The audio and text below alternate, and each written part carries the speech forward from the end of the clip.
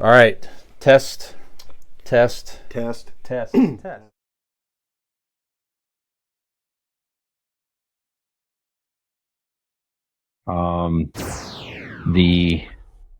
M&M's characters, the M&M's characters with like the sexy green M&M and stuff like that. Mm-hmm. Yeah, I would eat the fuck out of that M&M. Well, no, you won't, because those characters are. Those characters, I brought this up on the It Came From Gen X podcast as well, so we're going to get your guys' reaction too. They have been fired. Even the red one and the yellow one? All. Peanut and original? So you can't fire fucking Peanut and original. Yeah. Yes, they've been replaced by Maya Rudolph, who's the funny actress from SNL and all that. Well, so her head kind of looks like a peanut, but that still doesn't count. What? Come why? on. So what happened? What they're saying is that they had a lot of negative backlash about what it is. Last January, not this year, but last January, they changed the characters to make them more inclusive looking. So like the sexy green one, they kind of changed up to be more. Yeah, they did. They toned her down and stuff like that. So, and it had just different characters had different characteristics and stuff like that. Toned her. What do you like? What did they do? Like put pants on her? Like, I mean, what? I think they took like the high heels off. That green M&M, I would prove that fucking that melts in my mouth. It's funny that there's been a lot of social media with people saying that type of stuff, Dean, where it's just like, I don't care what they do, just bring back the sexy green. Right. So I some have people it on say my eyebrows. And, oh yeah. Right. Is that an M&M across your lip, Dean? Why no, it's not. Why is it brown? Because I took too big of a bite. Don't ask me what it is.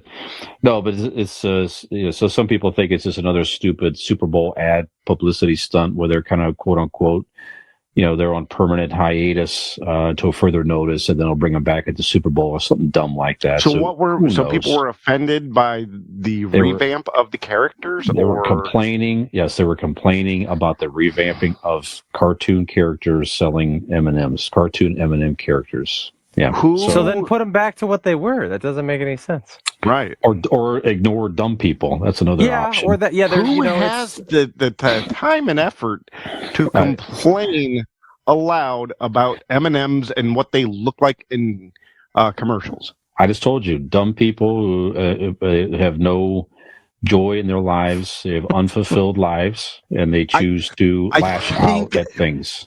Can you imagine getting that outraged about something like that? Well, actually, you'll go ahead, guys, because I think this is going to make more sense. Can you imagine seeing something on TV, a way that something is being sold, right? A fun ad that something is being sold that's not being hateful, that's not being discriminatory, and going out of your way to be like, I'm going to file a formal complaint. Yep. About this, the way this is being advertised to me. Yeah, or to speak to it on social media, whatever. Either way. If this makes sense now, guys. One of the key people, I thought this sounded familiar once you started talking about it. Go ahead. One of the key people, Fox News, Tucker Carlson. Yeah. That's right. Was the one leading the charge. That's right. The woke M&Ms. Right? Yeah, that's something. He railed about the candy's desexualization as part. So he was mad that they took the sexualization part.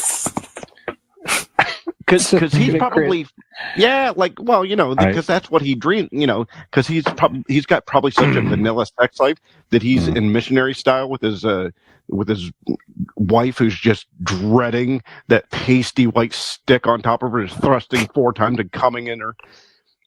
So all he can do to fucking combat it is just think about that green M&M.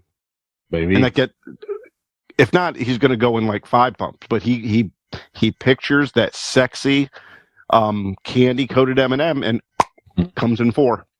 Yeah. So. I would like anyone who's listening along. I'd like to invoke a new convincing idiots drinking. If you take a drink every time Dean says the word "come," you are on the fast track to getting blackout drunk in the first segment and a half. Wait a second. Does cumsies count also? Yes, whatever cumsies. Yeah, any form of the word. Yeah, that's right. Yep. I'm getting tweets right now that they prefer bald Dean.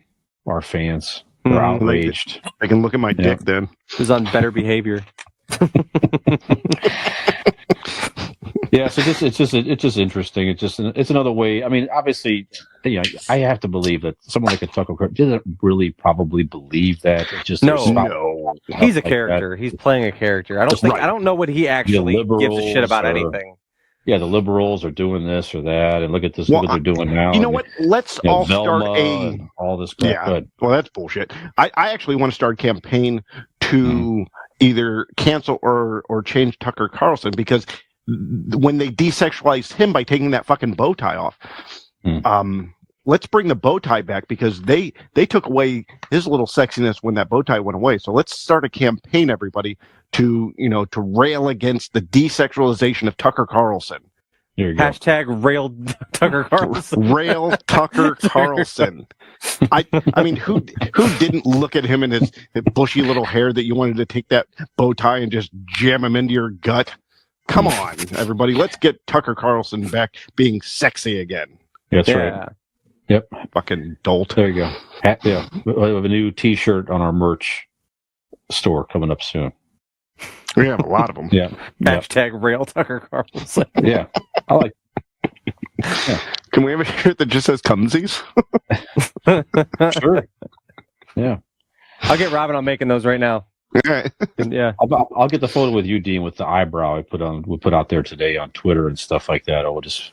Oh yes. Can we talk about that real quick? With the eyebrow. Yeah. The three pictures of us, you naked in your chef apron. Yeah. And Brian was in his. Go on our YouTube or our Facebook page. I'm sure it'll be up on Instagram. Facebook soon. and Twitter. It's out there. Yeah. Mm-hmm. But the pictures of Brian, and we talked about it last week, holding his trombone, and that's not a euphemism. It was an actual trombone, dressed like Austin Powers, with his mullet and tiny mustache. Excuse me. And it is such a beautiful picture. I'm looking at it, just kind of all giddy-eyed and staring at it today. And my son Carter walks up and goes, "What are you looking at?" I said, "Who is this?"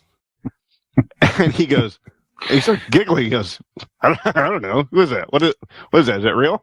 I'm like, yeah, who is it? He goes,